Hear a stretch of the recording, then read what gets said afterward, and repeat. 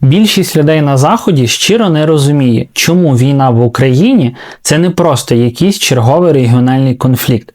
І проблема не в них, проблема в тому, як їм десятиліттями пояснювали нашу історію. І сьогодні я розповім, чому вирішив говорити про це англійською мовою. У цьому відео я поясню коротко 3 ключових речі. Перше, чому історія Східної Європи була спотворена. Друге, чому я запускаю англомовний канал. І третє, яким чином ви можете реально допомогти цій ідеї. Після Другої світової війни східна частина Європи опинилася не лише фізично під контролем СРСР, але й в інформаційній залежності від Радянського Союзу. Для Заходу цей регіон роками виглядав як така своєрідна бульбашка. Пострадянський простір, Росія, СРСР. І в цій картині не було місця для, власне, українського голосу. І ось тут починається найцікавіше.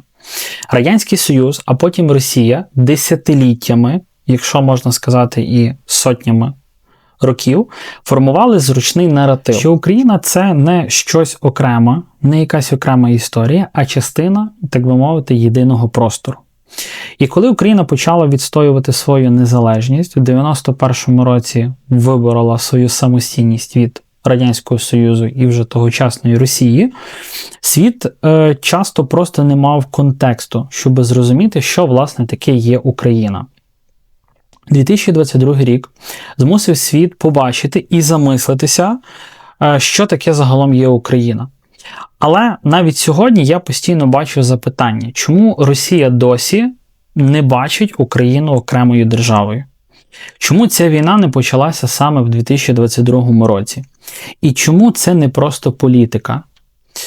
І це пояснює те, що ми бачимо сьогодні. Якихось певних коротких новин їх недостатньо для того, щоб перебити ці століття історії, які нав'язувалися Росією і Радянським Союзом. Але історія – це лише половина проблеми. Друга половина – це хто і як історію розповідає світові сьогодні. Саме тому я запустив англомовний канал. Не замість цього, цей нікуди не дівається, ми його будемо масштабувати. Не замість української мови, а власне додатково. Бо сьогодні інформаційна війна – це не лише фронт і не лише зброя. Це пояснення, це контекст, це відповідь на питання «чому?». Я не хочу, щоб Україну пояснювали без українців. І якщо ми можемо говорити зі світом мовою, яку вони розуміють, я вважаю, що варто це робити. І щоб було зрозуміло, про що я говорю, я покажу буквально на декілька секунд. Ось тут у вас буде скрін, власне, цього каналу. Ось так виглядає англомовний канал. Там ті самі теми, але для світової аудиторії. Посилання буде прикріплено в описі під цим відео. Найближчі місяці я зосереджу всю свою увагу максимально, власне, на цьому англомовному каналі. Це буде системна робота, це будуть регулярні відео, це будуть історичний контекст, історичний розбір різних битв, подій, епох, історій і так далі. Власне, тут мені буде цінно, якщо ви під цим відео напишете, які би ви хотіли, можливо, тематики бачити. Зокрема, на цьому каналі і, можливо, на світовій арені.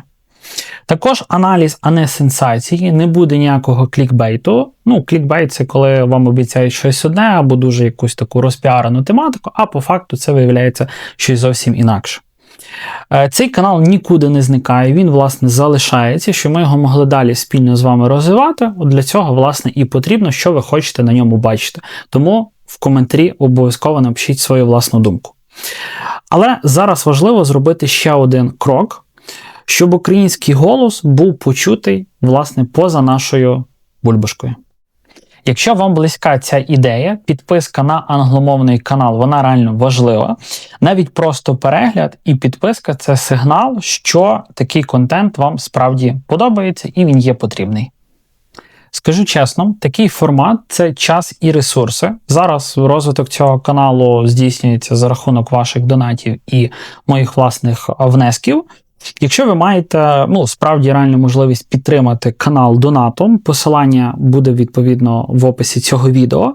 Якщо ні, то проста підписка і перегляд будь-якого нашого відео – це вже є ваша справді дуже велика допомога, і я вам кожному наперед вдячний за перегляд, лайк або вподобайку під цим відео і всіма нашими випусками. Дякую кожному, хто додивився до кінця, дякую кожному, хто думає, дякую кожному, хто підтримує, і побачимося з вами у наступних випусках.